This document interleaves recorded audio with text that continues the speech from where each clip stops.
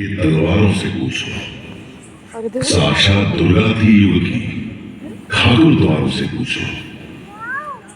घुड़सवार आंखों में ज्वाला लिए शत्रु की छाती पर कैसे किले के पार कूदी थी, इन दीवारों से पूछो। पीड़ा से दिल मिला था, गौरव से झिलमिला था, मैं झांसी का किला।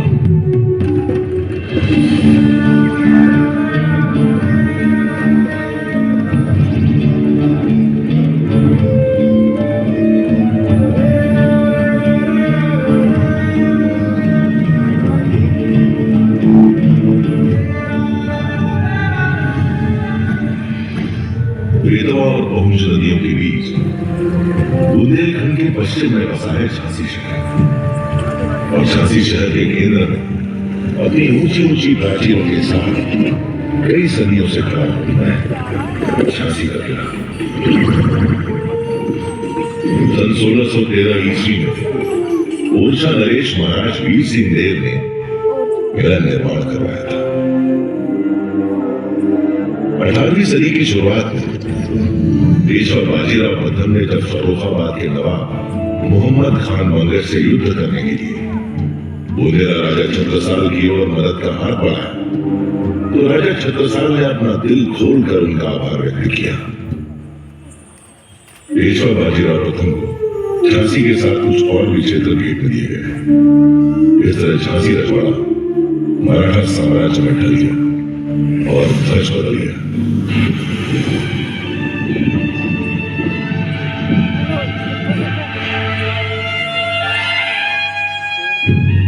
18वीं सदी की समाप्ति के बाद झांसी की सूबेदारी का जिम्मा नेवालकर को सौंपा गया। इसी वंश ने भारत के मुकुट में वह अनमोल हीरा चढ़ा जिसकी अद्वितीय चमक पर भारतीय इतिहास गर्व करता है। नेवालकर वंशी वह वंश था जिसकी कहानी का सबसे महत्वपूर्ण अध्याय बनी झांसी की रानी लक्ष्मीबाई, भारत के प्रथम स्वतंत्रता संग्राम की नायिका। मोरबन गांव में एक प्रतिष्ठित ब्राह्मण थे। उनकी पत्नी भागीरथी ने एक कन्या को जन्म दिया। पिता ने नाम रखा मणिकर्णिका।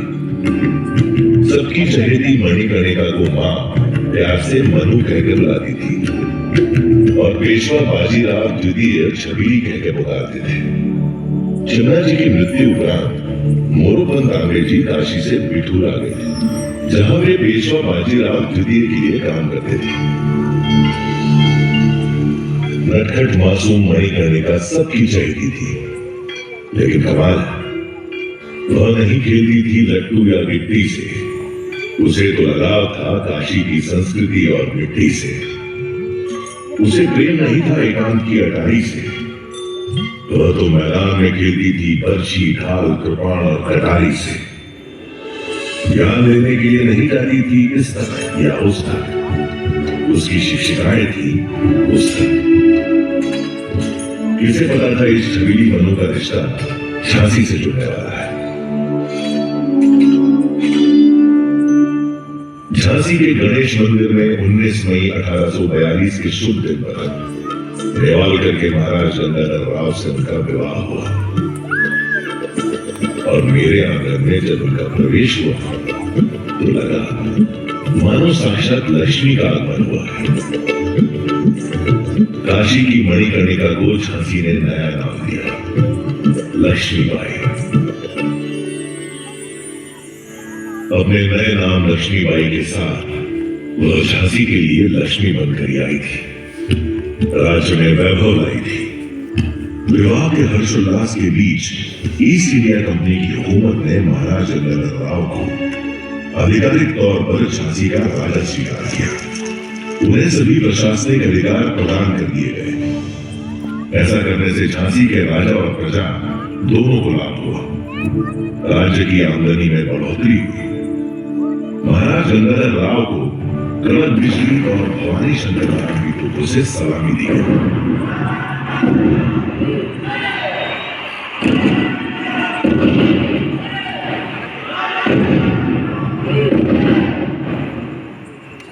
महाराज गंगाधर राव एक कुशल प्रशासक थे, काफी उदार और कला प्रेमी थे।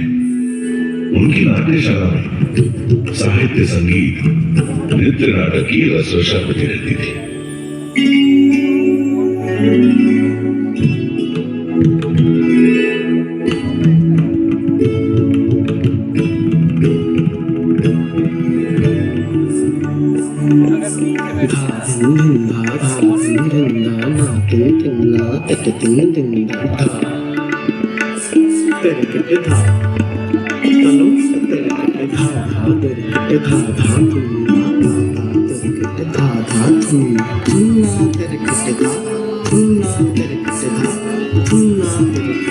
एक लोग नाट्यशाला में मधुर संगीत की स्वर लहरियां गूंजा करती थी, तो दूसरी ओर कारावास में कठोर दंड पाए हुए अपराधियों की चीख पुकार दिल दहलाती थी।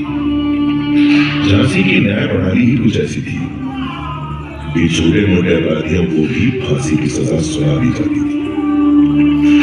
और जिस जगह आप लोग बैठे हुए हैं, ठीक यहीं वो फांसी का था।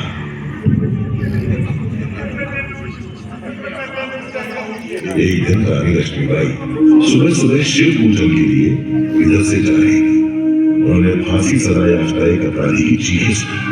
उनका मन विचलित हो गया। उन्होंने महाराज गंगाधर राव से इस फांसी की सजा और इस फांसीगर को झांसी से सजा हटाने का अनुरोध किया। इस अमानवीय न्याय प्रणाली को जल्द से जल्द रोकिए महाराज। फांसी की सजा और ये फांसी घर झांसी के किले से सदा सदा के लिए हटवा दें। आपसे मेरा ये अनुरोध है। महाराज ने रानी का अनुरोध स्वीकार कर लिया और झांसी में फांसी की सजा पर पूर्ण प्रतिबंध लगाने का आदेश जारी कर दिया। उसी दिन से झांसी गले की फांसी, नदिया गले का हार सिर्फ कहानियों की बात रह गई। झांसी की प्रजा ने इस नर्म दिल आदेश की सराहना की और महाराज का अभिनंदन किया।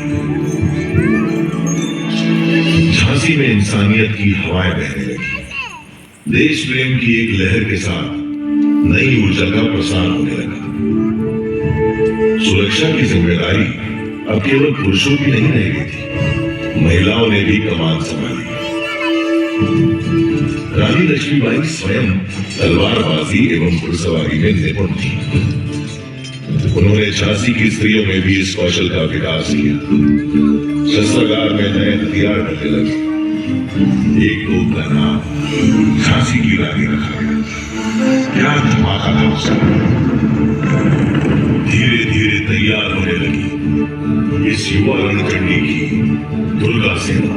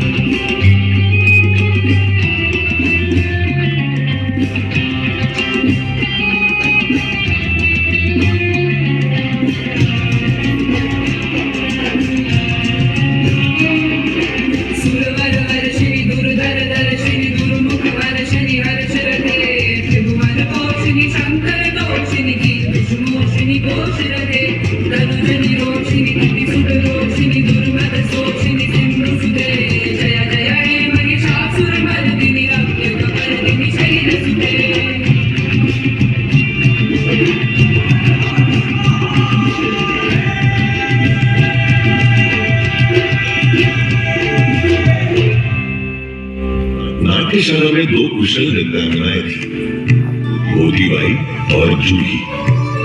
मैंने स्वयं देखा कि कैसे नृत्य का अभ्यास छोड़कर वे रणभूमि में तलवारबाजी और घुड़सवारी के गुर सीखने लगी। देखते ही देखते रानी लक्ष्मीबाई की दुर्गा सेना झांसी की सुरक्षा करने में समर्थ हो गई। झांसी में जो लक्ष्मी बनकर आई थी वो अब दुर्गा बनकर प्रजा के दिल पर राज करने लगी। कुछ समय बाद वो पल भी आ गया जिसका झांसी राज्य बेसब्री से इंतजार कर रहा था। रानी लक्ष्मीबाई की गोद भर गई। झांसी राज्य को उसका उत्तराधिकारी मिल गया। महाराज गंगाधर के आंगन में थालियां बजी। पूरा झांसी राज्य खुशियों से सराबोर हो उठा। झांसी के इस उत्सव को न जाने किसकी नजर लग गई। खुशियों की शहनाइयों से अचानक मातम के स्वर फूटने लगे। मात्र 3 माह की किलकारी को क्रूर काल निकल गया। रानी की गोद उजड़ गई। इस घटना से महाराज गंगाधर को गहरा सदमा लगा। उनका स्वास्थ्य बिगड़ने लगा। उन्हें लाइलाज लोगों ने घेर लिया। महाराज को झांसी के भविष्य की चिंता सताए जा रही थी। झांसी के राज सिंहासन को वारिस मिल सके, इस उद्देश्य से उन्होंने अपने ही वंश के एक बालक को गोद दे दिया। महाराज गंगाधर और रानी लक्ष्मीबाई ने इस दत्तक पुत्र का नाम रखा दामोदर राव। अभी झांसी के भविष्य की सुरक्षा डावाडोल ही थी कि झांसी के वर्तमान का सूरज भी बुझ गया। असमय निधन हो गया महाराज गंगाधर राव का। रानी लक्ष्मीबाई ने किसी तरह होश संभाला। तब उन्होंने पीड़ा के आंसुओं को पोंछकर एक संरक्षक के रूप में झांसी की बागडोर अपने हाथों में ले ली। इधर रानी लक्ष्मीबाई ने झांसी का शासन संभाला और उधर ईस्ट इंडिया कंपनी के गवर्नर जनरल लॉर्ड डलहौसी ने झांसी को हथियाने के हथकंडे शुरू कर दिए। झांसी में तैनात अपने पॉलिटिकल असिस्टेंट मेजर एलिस के जरिए रानी तक अपना फरमान पहुंचाया। रानी साहिब, सन 1804 में हुई संधि के मुताबिक झांसी भी दूसरे पड़ोसी राज्यों की तरह ईस्ट इंडिया कंपनी के अधीन आता है। अब चूंकि स्वर्गीय महाराज गंगाधर राव की अपनी कोई संतान नहीं है, इसलिए कंपनी उनके गोद लिए हुए पुत्र दामोदर राव को झांसी के उत्तराधिकारी का दर्जा नहीं दे सकती। आपको सूचित किया जाता है कि अब झांसी राज्य पूरी तरह से कंपनी के अधीन रहेगा। इसके एवज में कंपनी रानी लक्ष्मीबाई को उनके निजी खर्च के लिए 5,000 रुपया महीना की पेंशन अदा करने की मंजूरी देती है और साथ ही रानी लक्ष्मीबाई को हुक्म देती है कि वे जल्द से जल्द अपने जरूरी सामान के साथ झांसी का किला खाली कर दें। हम सुना करते थे कि व्यापारियों के भेष में लुटेरे हैं आप लोग। आज आपने इस बात को सिद्ध भी कर दिया। वापस जाकर कह दीजिए अपने गवर्नर जनरल लॉर्ड डलहौसी से हम उनका फरमान अस्वीकार करते हैं। मैं अपने जीते जी अपनी झांसी नहीं दूंगी, नहीं दूंगी। अंग्रेजी फरमान सुनकर रानी लक्ष्मीबाई क्रोध की ज्वाला से दहक उठी। वो जानती थी कि अंग्रेज झांसी को हथिया कर उसे बर्बाद करना चाहते हैं। वो किसी भी कीमत पर किला छोड़ने के लिए तैयार नहीं थी। देशमुख जी ने उन्हें शांति से समझाया। श्रीमंत, मैं आपकी पीड़ा और क्रोध को समझ सकता हूं। देखिए, अभी समय हमारे अनुकूल नहीं है। वर्तमान परिस्थितियों में समझौता करना ही एकमात्र रास्ता है। क्या कह रहे हैं देशमुख जी? आप ऐसा सोच भी कैसे सकते हैं? मैं इन फिरंगियों के आगे झुक जाऊं और अपनी झांसी में सौंप दूं? गलत मत समझिए श्रीमंत। अगर आप शांति से विचार करें तो ये भी हमारी एक कूटनीति होगी। अंग्रेजों की बात अभी मानकर एक तो आप स्वतंत्र रहेंगे, दूसरा उनके खिलाफ किसी भी गतिविधि में शामिल होने पर उन्हें आप पर शक भी नहीं होगा। रानी लक्ष्मीबाई ने देशमुख जी का सुझाव मान लिया। दिल पर पत्थर और मन में ढेर सारी यादें रखकर रानी ने किला छोड़कर रानी महल में रहने का फैसला किया। जाते जाते रानी ने झांसी को अपना संदेश दिया। इस किले से जाने का ये मतलब नहीं है कि मैं हार गई। असली युद्ध तो अभी बाकी है। बिठूर में पेशवा बाजीराव ने मुझे देश प्रेम, स्वधर्म और स्वराज की शिक्षा दी थी। अब समय आ गया है कि मैं उनके द्वारा बताए गए स्वराज के मार्ग पर ही चलूं। इसके लिए चाहे मुझे अपने प्राण ही क्यों न त्यागने पड़े, मैं एक दिन स्वराज की पताका जरूर फहराऊंगी। गीता में लिखा है, हतो वा प्राप्स्यसि स्वर्गम चित्वा वा भोक्ष्यसे महीम तस्मादुत्तिष्ठ कौन्तेय युद्धाय कृत निश्चयः। कि जैसे कृष्ण भगवान ने अर्जुन को रणभूमि में कहा था कि युद्ध के दौरान अगर मारे जाओगे तो स्वर्ग की प्राप्ति होगी, अगर जीत हुई तो पृथ्वी पर राज्य का आनंद लोगे। सो हे कुंती पुत्र, उठो और युद्ध करो। इतना कहकर रानी इस किले को छोड़कर चली गई। उस दिन दुल्हन बनकर आई रानी को मेरी देहरी से बाहर जाना पड़ा। मेरी दीवारें फूट कर रोई। मेरी प्राचीर की छाती पर बदनुमा दाग की तरह काट दिया गया फिरंगी हुकूमत का झंडा।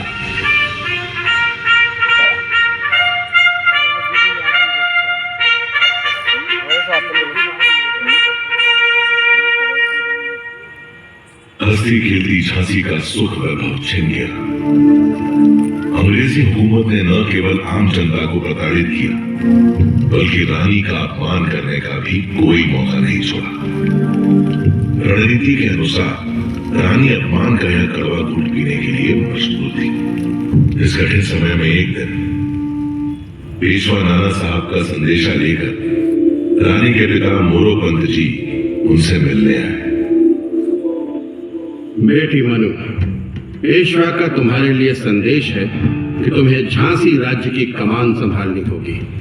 अब से लगभग 4 महीने के बाद 31 मई को रविवार के दिन पेशावर से बंगाल तक की सारी फौजी छावनियों में बगावत का बिगुल बजा दिया जाएगा। तुम्हें इस जंग के लिए तैयार रहना होगा। अब्बा साहब, पेशवा को कहें कि वे निश्चिंत रहे। इस जंग का तो हमें बड़ी बेसब्री से इंतजार था। लेकिन समय से पहले ही 29 मार्च को मंगल पांडे के नेतृत्व में बैरकपुर की छावनी में अंग्रेजों के खिलाफ हल्ला बोल दिया गया।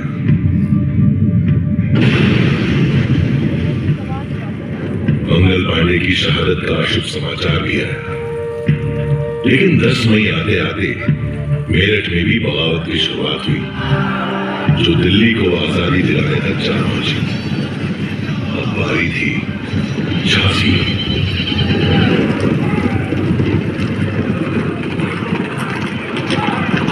5 जून 1857 को 12वीं पैदल सेना के सिपाहियों ने स्टार फोर्ट पर हमला बोल दिया, जो अंग्रेजी कंपनी का अधीन था।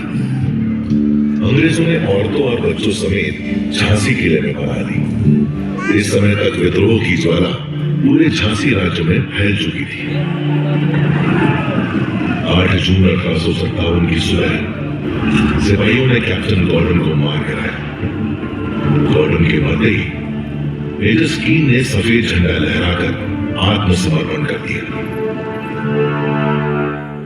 और आजाद हो गई झांसी। आजाद हो गया मैं। ध्वज बदल गया। रानी लक्ष्मीबाई उस दिन मेरे आंगन में वापस लौटी। उन्होंने प्रजा को धन्यवाद दिया।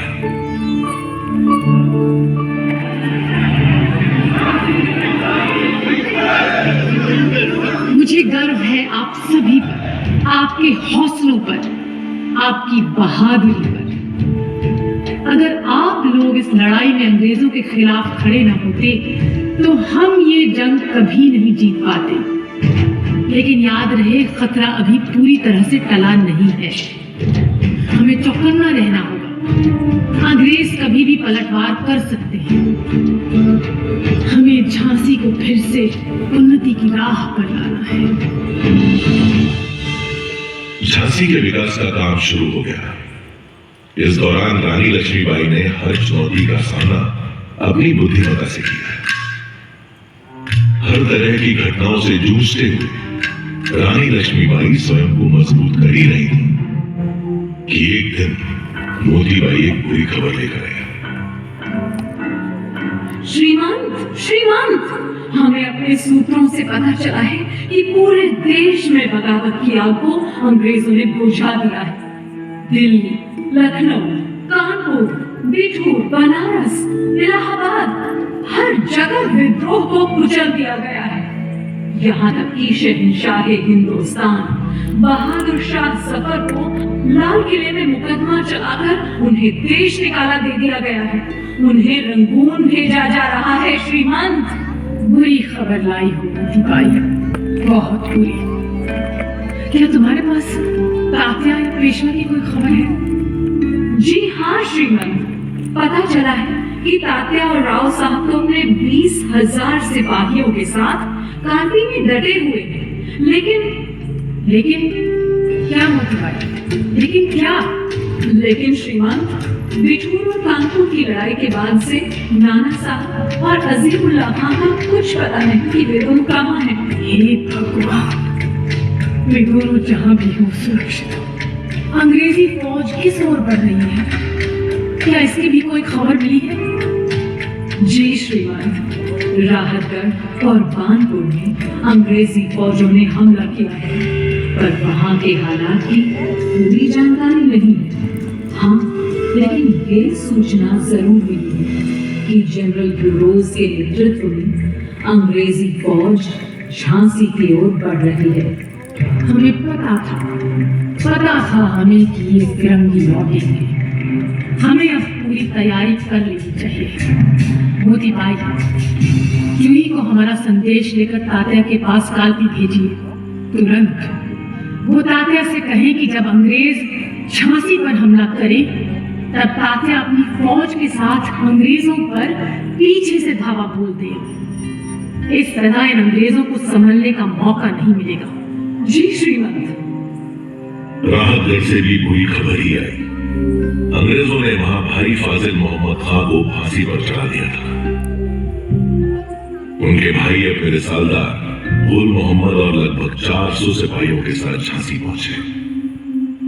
उन्होंने रानी लक्ष्मीबाई से अनुरोध किया कि वे अंग्रेजों के खिलाफ लड़ाई करने के लिए उन्हें अपनी सेना में शामिल होने का मौका दें। रानी ने भरोसा किया, अपनी सेना में शामिल कर लिया। 23 मार्च 1858 के दिन अंग्रेजों ने झांसी पर हमला बोल दिया।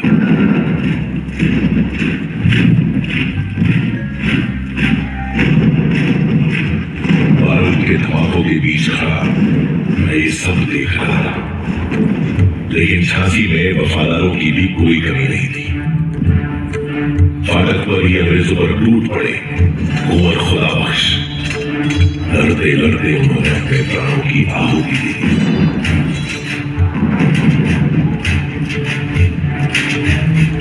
रणनीति के अनुसार तात्या टोपे ने बेतवा के किनारे 1 अप्रैल 1858 को अंग्रेजों पर धावा बोल दिया, लेकिन अंग्रेजी फौज ने उन्हें पीछे खदेड़ दिया।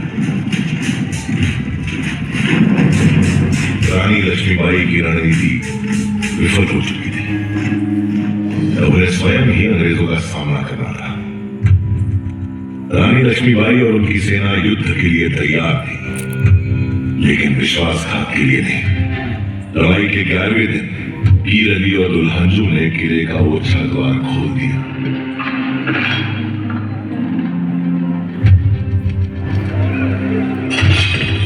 अंग्रेजी फौजें शहर में प्रवेश करने में सफल हो गई। इधर किले के बुर्ज पर पहले गौस खां और फिर थोड़ी देर बाद मोतीबाई भी शहीद हुई। रानी लक्ष्मीबाई ने अपने 3 सबसे होनहार सैनिकों को खो दिया।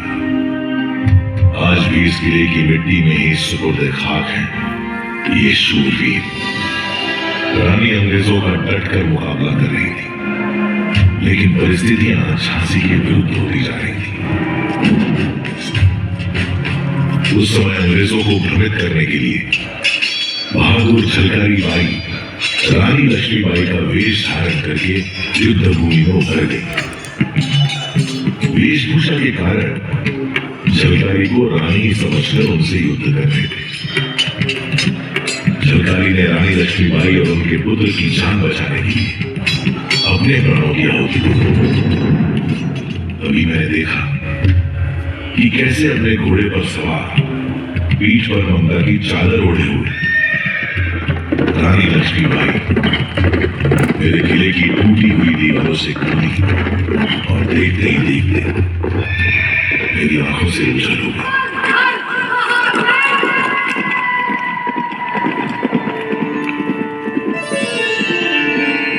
उस काली रात को मुझे झांसी से जाना पड़ा था, लेकिन मैंने प्रण लिया था कि जब तक जीवित हूं तब तक मातृभूमि की रक्षा के लिए लड़ती रहूंगी। मेरी इस लड़ाई में ग्वालियर के सैनिकों ने मेरा साथ दिया और मैंने बिना लड़े ही जीत लिया ग्वालियर का किला। ग्वालियर की जीत स्वराज के लिए सिर्फ एक कदम है। हमारी लड़ाई इन फिरंगियों से है जो हमारे देश में घुस आए हैं। हमें इन्हें अपने देश से बाहर निकालना है और स्वतंत्र भारत का जो सपना हम सब ने मिलकर देखा है उसे पूरा करना है। भारत भूमि के वीर जवानों, अब वक्त आ गया है मातृभूमि का ऋण उतारने का। तो हो जाओ तैयार अंतिम युद्ध के लिए। हर हर महादेव।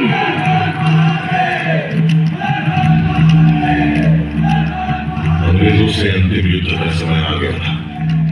मुंदर, देशमुख जी, जवाहर सिंह, रघुनाथ सिंह और गुल मोहम्मद रानी के साथ थे। सूरज निकलते ही जंग शुरू हो गई। रानी लक्ष्मीबाई की तलवार के आगे दुश्मनों के पैर उखड़ने लगे। पहला पहर रानी लक्ष्मीबाई के पक्ष में था। दूसरे पहर तक अंग्रेजों को समझ आ चुका था कि अगर रानी लक्ष्मीबाई को नहीं रोका गया तो ये जंग कभी नहीं जीत सकेंगे। तभी फिरंगियों ने अपनी रणनीति में बदलाव किया और हुसार दस्ते को रानी लक्ष्मीबाई से लड़ने आगे भेजा। हुसार दस्ते ने भी ऐसी वीरांगना पहले कभी नहीं देखी थी। दांतों से घोड़े की लगाम संभाले और दोनों हाथों से तलवार चलाते हुए शत्रुओं का संहार कर रही थी रानी लक्ष्मीबाई।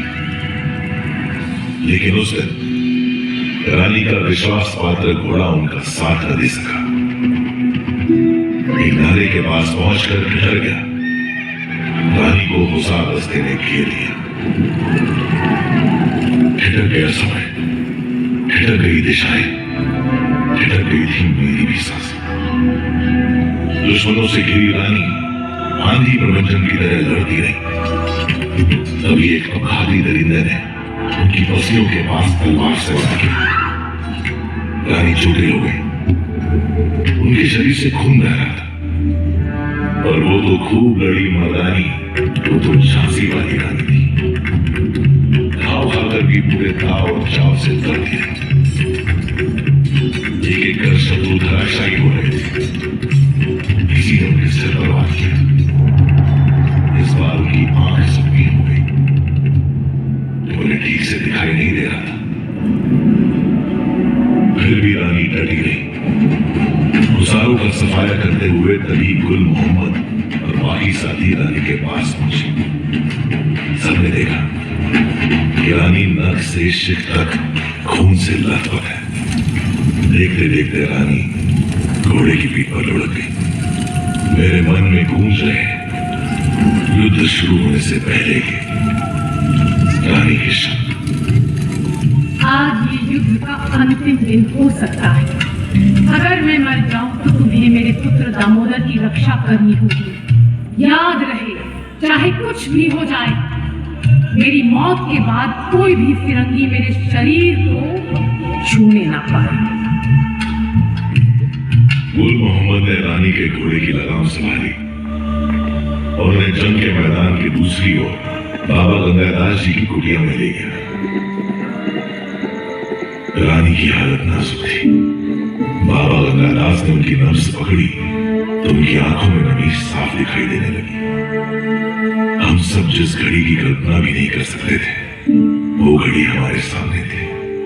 बाबा ने रानी के मुंह में गंगा जला। थोड़ी देर में रानी की आंख खुली। उनके आखिरी शब्द थे, हर हर महादेव और ओम नमो वासुदेवाय। वो हमें और अपनी जान से भी ज्यादा प्यारी मातृभूमि को छोड़कर सदा के लिए चली गई। रानी लक्ष्मीबाई की देह पंचतत्वों में विलीन हो गई, लेकिन रानी की शौर्य गाथा धरती आकाश की सीमाओं के पार कण कण में समा गई। रानी समय के बंधनों को लांघ कर आज भी हमारे सामने मौजूद है। लोग कहते हैं कि उस दिन रानी मर गई थी, लेकिन मैं जानता हूं उस दिन रानी लक्ष्मीबाई युगों युगों तक अमर हो गई थी, सदैव वीरता की मिसाल बनकर जीने के लिए।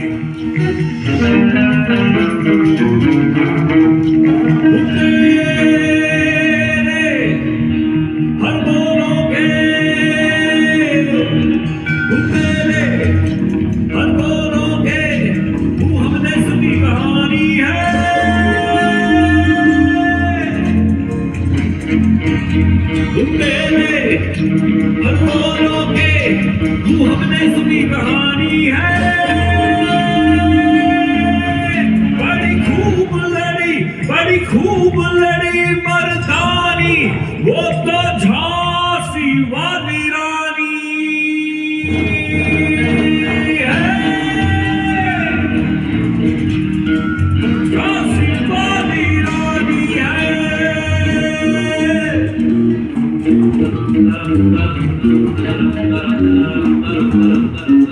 कानपुर के नाना की मुंह बोली बहन चबीली थी, नाना के संग पढ़ती थी वो नाना के संग खेली थी। लाल कृपान कटारी उसकी यही सहेली थी, वीर शिवाजी की गाथाएं उसको याद जबानी थी।